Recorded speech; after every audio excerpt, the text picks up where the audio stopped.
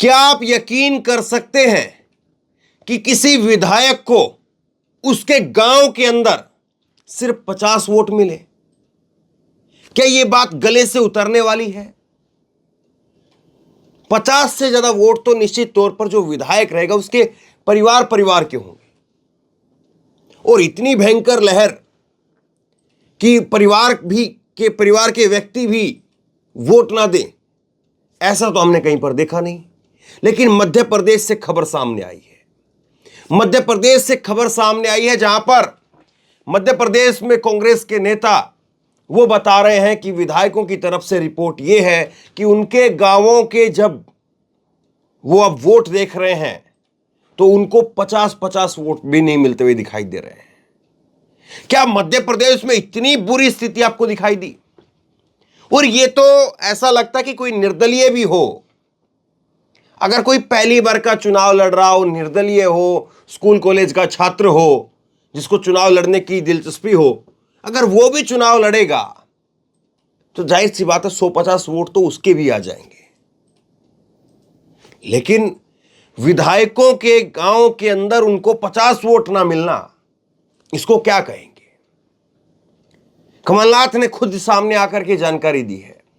वो भोपाल में लोगों से, अपने जीते हुए विधायकों से, हारे हुए उम्मीदवारों से बात कर रहे थे और उन्होंने कहा कि विधायकों की तरफ से रिपोर्ट दी गई है कि उनके गांवों के अंदर उनको 50-50 वोट नहीं मिले हैं। दूसरी बड़ी बात, आगे पूरा बयान मैं आपको सुनाऊंगा। दूसरी बड़ी बात, दिग्विजय सिंह ने कल एक लिस्ट जारी की थी, वो लिस्ट मैंने आपको दिखाई, और उसके बाद में दिग्विजय सिंह आज जब भोपाल में गए तो उन्होंने कहा कि हमने ईवीएम में बटन दबाया, पर्ची भी दिखी, लेकिन वोट कहां गया पता नहीं चल रहा है। और तीसरा एक बयान, कांग्रेस के नेता गोविंद सिंह वो कह रहे हैं कि ईवीएम को हैक कर लिया गया, ईवीएम को हैक कर लिया गया, परिणाम बदल दिए गए हैं। और कांग्रेस के एक और नेता, कांग्रेस के ही एक और नेता हैं फूल सिंह बरैया, और ये कह रहे हैं कि 50 सीट भी बीजेपी की मुमकिन नहीं है। और इनकी एक वीडियो वायरल है, पहले की एक इनको वीडियो वायरल है, और जिसमें ये दावा कर रहे हैं कि अगर बीजेपी 50 सीट जीत जाए, अगर बीजेपी 50 सीट जीत जाए तो मैं अपना मुंह काला करने के लिए तैयार हूं। तो इस तरह का कॉन्फिडेंस कांग्रेस के नेताओं में था। लेकिन अब 50 सीट तो छोड़िए, उनको विधायकों को 50-50 वोट नहीं आ पाए। अब ये बात अपने आप में गले से उतरने वाली दिखाई नहीं देती है, क्योंकि हम लोगों ने भी घूमा है, हम लोगों ने भी देखा है, आप लोगों को भी, और भी चैनल शायद आपने देखे हो, कहीं पर इस तरह का माहौल दिखा क्या? लेकिन अब क्या कहें इसको। कमलनाथ का पूरा बयान सुनिए, क्या कह रहे हैं कमलनाथ। कमलनाथ ने कहा है, वो जो है वो अपने विधायकों से, अपने उम्मीदवारों से बात कर रहे थे, और उन्होंने कहा कि मुझे कुछ विधायकों ने बताया है कि उन्हें अपने गांव में 50 वोट मिले हैं। यह कैसे हो सकता है? जिसको पहले से परिणाम पता था उसने एग्जिट पोल बनवाया। एग्जिट पोल तो माहौल बनवाने के लिए बनवाया गया है। उसके बाद में वो कह रहे हैं कि अभी सभी से हम चर्चा कर रहे हैं, हारे हुए और जीते हुए सभी प्रत्याशियों को बुलाया गया है। कांग्रेस नेताओं के ईवीएम हैक की होने की बात पर उन्होंने कहा कि सभी की बात सुन लूं, फिर किस फैसले पर आना सही होगा। आप भी जानते हैं कि माहौल क्या था, मुझसे नहीं, आप पब्लिक से पूछिए।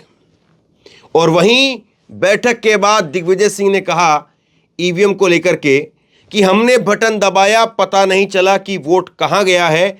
अब वीवीपैट आई है तो 7 सेकंड के लिए दिखाए जाते हैं। मूल बात यह है कि जिस मशीन में चिप लगी हुई है उसके हैक होने की संभावनाएं होती हैं। यह दिग्विजय सिंह की तरफ से कहा गया है। सुनिए जरा एक बार, कमलनाथ कह रहे हैं कि उनको रिपोर्ट दी गई है कि 50-50 वोट भी विधायकों को उनके गांव में नहीं मिल पाए। सुनिए जरा। देखिए, ये तो आप लोग भी जानते हैं क्या माहौल था, तो मेरे से क्यों पूछ रहे हैं? आप पब्लिक से पूछिए। मुझे अभी कुछ विधायक मिले सुबह, कहते मेरे अपने गांव में मुझे 50 वोट मिले। ये कैसे हो सकता है? कहते मेरे अपने गांव में, और घर से मैंने देखा एग्जिट पोल तो माहौल बनाने के लिए किया था जी जिसको परिणाम पहले से पता था जी उसने एग्जिट पोल का बनाया हुआ। ये अपने आप में वाकई बहुत अचरज वाली बात, बहुत हैरानी वाली बात है कि किसी विधायक को अपने गांव में 50 वोट ना मिले। अब इसके बाद में तो अपने आप में बहुत सारे सवाल खड़े हो जाते हैं। पूर्व मंत्री हैं कमलेश्वर पटेल और उन्होंने कहा कि आरएसएस ने पैसे बांटे। बैठक में पहुंचे पूर्व मंत्री कमलेश्वर पटेल ने कहा कि हर विधानसभा क्षेत्र में आरएसएस के माध्यम से 2-2 करोड़ रुपए बांटे गए। सरकारी योजनाओं का पैसा मतदान की तारीख से पहले खातों में डाल करके लोकतंत्र की हत्या की गई, ईवीएम में गड़बड़ी की गई है। पटेल ने कहा कि मतगणना केंद्र पर भाजपा एजेंट्स कितने मत मिलेंगे और कितनी बढ़त मिलेंगी ये पहले से बता रहे थे। जब मशीन खुल गई तो 99% चार्ज बता रही थी। यह कैसे संभव है? अधिकारियों ने भाजपा सरकार के कहने पर काम किया है। यह चुनाव लोकतंत्र की हत्या है। एक वो बड़ा सवाल कह रहे हैं कि जो मशीनें खुल रही थी तो वो 99% चार्ज थी वो मशीनें। ये कैसे संभव है कि 99% वो मशीनें चार्ज हों? कांग्रेस के ही नेता गोविंद सिंह ने कहा कि ईवीएम में गड़बड़ी की गई है। नेता प्रतिपक्ष डॉक्टर गोविंद सिंह ने विधानसभा चुनाव को लेकर के सवाल उठाए हैं। उन्होंने कहा कि अमित शाह ने लोकसभा चुनाव में ऐलान किया था कि बीजेपी की सीटें 300 के पार आएंगी और इसके बयान के बाद 300 सीटें आई। यूपी के विधानसभा चुनाव में सपा की लहर थी, तब पीएम मोदी ने 2/3 से सरकार बनाएंगे ये कहा था और बीजेपी यूपी में सरकार बन गई।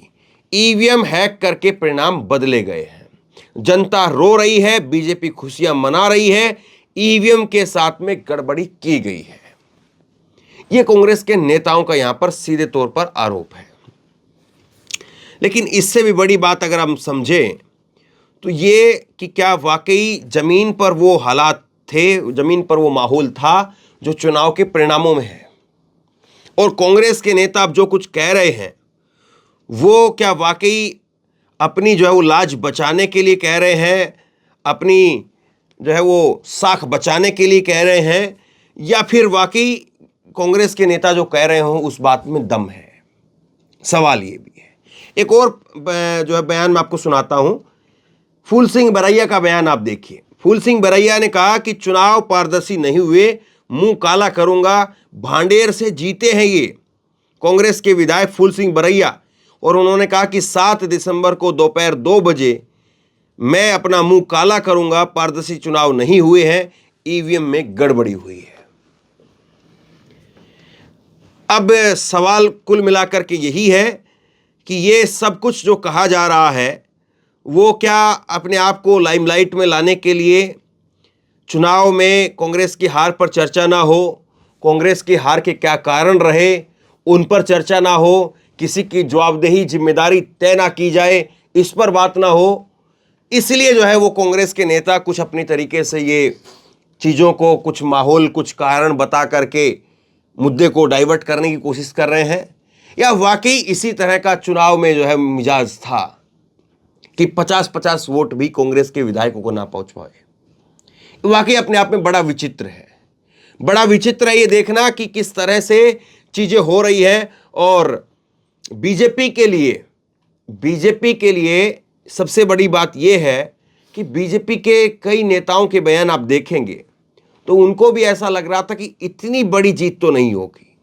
जीत बताते थे कुछ नेता, लेकिन इतनी बड़ी जीत नहीं। और ये बात तो मैं आपको बता सकता हूं, हमारे साथ में बातचीत करते हुए छत्तीसगढ़ के अंदर कई को बीजेपी के कार्यकर्ताओं ने कहा कि भाई साहब हमें ये बात कहनी नहीं चाहिए, लेकिन हम ये बात कह देते हैं आपसे कि बीजेपी यहां पर 30 से 35 सीट मुश्किल से आएंगी, सरकार नहीं बन पाएगी इस बार।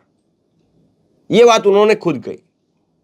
लेकिन देखिए आपके सामने चुनाव का नतीजा क्या कहता है। चुनाव का नतीजा ये बता रहा है कि साहब यहां पर छत्तीसगढ़ हो, चाहे राजस्थान हो, चाहे मध्य प्रदेश हो, बीजेपी प्रचंड बहुमत के साथ जीती है।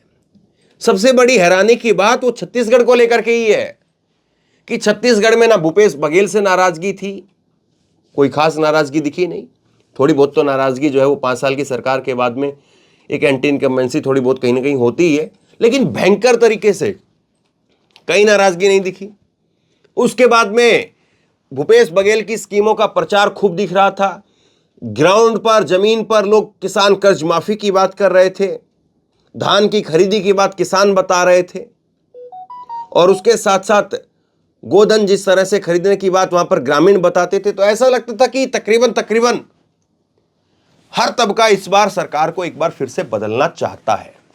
ये जो है वो तस्वीर, ये चीजें जो है वो देखने को मिली। लेकिन उसके बाद में आपके सामने चीजें हैं। अब एक चीज यहां पर और खड़ी होती है कि कमलनाथ जो बात कह रहे हैं, क्या वाकई जो है उस बात में दम है, या फिर कमलनाथ ने अपनी कुर्सी बचाने के लिए इस तरह की चीजें चली हैं? क्योंकि कमलनाथ की कुर्सी पर भी खतरा मंडरा रहा है। बताया ये जा रहा है कि कांग्रेस ने कह दिया है कमलनाथ से कि आपने चुनाव में जिस तरह से ढिलाई बरती, या जिस तरह से आपने कई सारी चीजें की, बागेश्वर बाबा को बुलाया, कुछ एंकर जो बाइकआउट किए गए थे उनको आपने इंटरव्यू दिया, नविका कुमार को हेलीकॉप्टर में बैठा करके उनको घुमाने का काम किया, तो उससे बताया जा रहा है कि कांग्रेस नेतृत्व नाराज है कमलनाथ से, और वह कह रहे कमलनाथ पहली फुर्सत में अपना इस्तीफा भेज दें। लेकिन क्या वाकई इस तरह से मुमकिन हो पाएगा? कमलनाथ इस्तीफा देंगे? और क्या कमलनाथ इस्तीफा दे करके लोकसभा चुनाव की तैयारी में छिंदवाड़ा से जुटेंगे? क्योंकि इस बार छिंदवाड़ा में उनके बेटे की जो सीट है, एक ही सीट थी जिस पर कांग्रेस जीत पाई थी, लेकिन इस बार छिंदवाड़ा से वो खुद जो है वो उतरेंगे, अपने बेटे को उतारेंगे। अब तो फ्री हो गए हैं, अब तो लोकसभा की कहीं पर लाग लपेट उनके ऊपर, विधानसभा की लाग लपेट बची नहीं है। और हो सकता है कि प्रदेश अध्यक्ष की कुर्सी भी उनसे ले ली जाए, किसी और को दे दी जाए। नया नेतृत्व या दिग्विजय सिंह की तरफ कांग्रेस लौटती है, ये देखने वाली बात हुई। लेकिन जिस तरह से चीजें निकल करके आ रही है सामने, वो अपने आप में सवाल ये खड़ा कर रही है कि कहीं ना कहीं कुछ न कुछ तो ऐसा था जो यहां पर बीजेपी के लिए एक सवाल जरूर खड़ा कर देता है कि कहीं ना कहीं बीजेपी वो खुद इस तरह के जो नंबर सामने आए हैं उसको गले नहीं उतार पा रही थी, और उसके बाद में जो अभी नंबर आए सामने, वो नंबर जो है वो कैसे बीजेपी खुद जस्टिफाई करेगी अपने लिए। मैंने कल भी आपको विस्तार से खबर दिखाई है। पोस्टल बैलेट में, ये आधिकारिक तौर पर चुनाव आयोग की वेबसाइट से दिख रहा है कि पोस्टल बैलेट में 199 सीटों पर कांग्रेस जीती है, केवल 31 सीटों पर बीजेपी जीती है। 199 सीट पर जो पार्टी पोस्टल बैलेट में जीत रही हो, वो पार्टी 100 सीट भी अपनी विधानसभा के अंदर नहीं ला पा रही है। ऐसा क्या हुआ? जब एक तरफा पोस्टल बैलेट में लहर दिखाई देती है, भयंकर तरीके से लहर दिखाई देती है, तो कम से कम जब 199 पर पोस्टल बैलेट में कांग्रेस जीत रही है, तो वहां पर 100-125 सीट तो कोई बड़ी बात नहीं थी। 100-125 सीट तो आ ही जानी चाहिए थी। लेकिन किस तरह से चीजें हुई हैं, और उसके बाद में कल ही मैंने आपको सुनाया, संजय शुक्ला कह रहे हैं कि जब सरकारी नौकरियों के रहने वाले लोग, यानी जिस क्षेत्र में ज़्यादा सरकारी नौकरी करने वाले लोग रहते हैं, वहाँ के अगर पोस्टल बैलेट उठा करके देखते हैं तो कांग्रेस की एक तरफ लहर दिखती है, लेकिन उन्हीं क्षेत्रों में जब ईवीएम खुलती है तो बीजेपी के वोट दिखते हैं। तो कैसे मुमकिन है कि लोग जो पढ़े लिखे हैं, नौकरी कर रहे हैं, समझ रहे हैं, वो जाकर के कांग्रेस को वोट दे आए, और उसके बाद में जब आम लोगों का वोट खुला तो आम लोगों के वोट में बीजेपी जीत गई?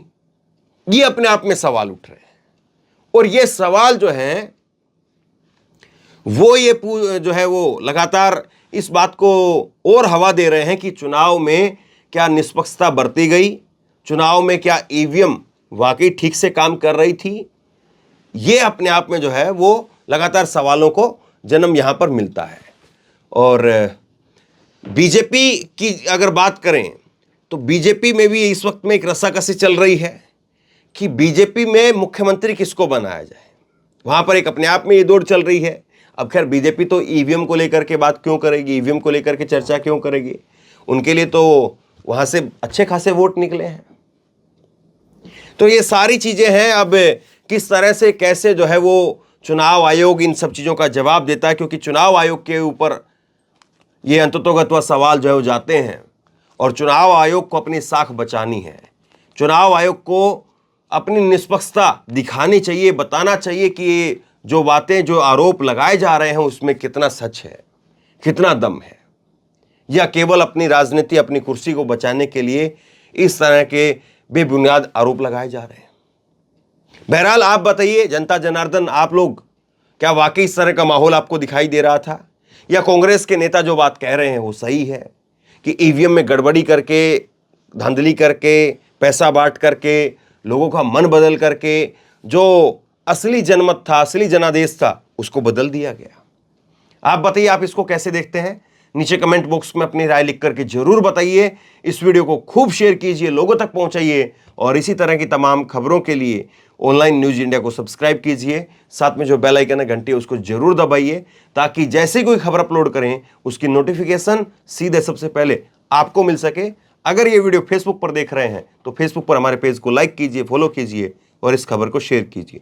बहुत बहुत धन्यवाद।